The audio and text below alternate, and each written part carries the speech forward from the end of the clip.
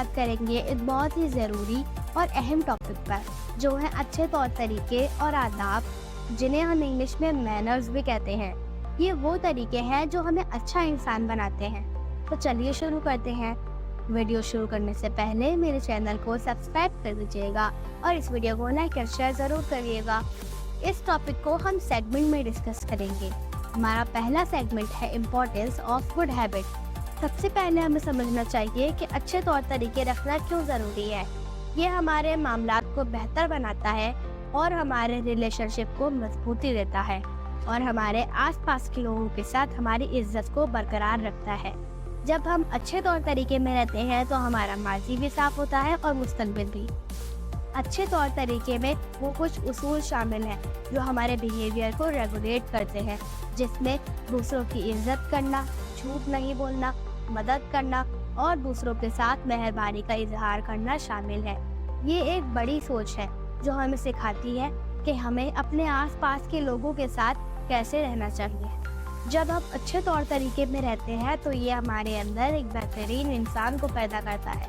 इससे हमारे आसपास के लोगों को भी हेल्प मिलती है और हमारी ज़िंदगी में खुशियाँ बनी रहती हैं। इसके अलावा जब हम अच्छे तौर तरीके में रहते हैं तो लोग हमेशा हमारे साथ खड़े रहते हैं और हमेशा हमारे साथ अच्छा फील करते हैं। अब हम बढ़ते हैं सेगमेंट 2 की तरफ, saying thank you and please. इस दूसरे हिस्से में हम बात करेंगे वो चंद मैजिकल अल्फाजों की जो हमारे ताव्वुल में एक खास जगह रखते हैं। Saying thank you and please, इन अल्फाजों की तालीम हमें नॉट ओनली पोलाइट बनाती है बल्कि ये भी दिखाती है कि हम दूसरों के साथ खुलूस और अदब के साथ मामला करते हैं। थैंक यू का इस्तेमाल जब कोई आपकी मदद करता है, आपको कुछ देता है या फिर कोई अच्छा काम करता है तो उस वक्त थैंक यू कहना बहुत ज़रूरी है। ये एक छोटा सा लफ्ज़ है लेकिन इसकी बड़ी अहमियत है। इससे दूसरे इंसान को महसूस होता है कि उसकी मेहनत यानी हेल्प कबूल हुई है।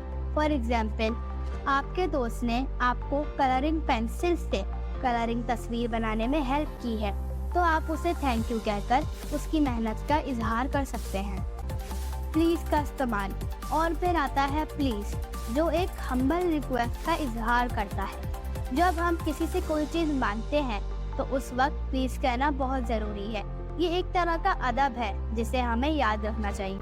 फॉर एग्जाम्पल, अगर आप अपनी टीचर से कोई सवाल पूछ रहे हैं तो आप कह सकते हैं, टीचर मुझे समझ नहीं आया, प्लीज़ आप मुझे दोबारा समझा दीजिए। इससे आपकी रिक्वेस्ट अदब और तमीज़ से होती है।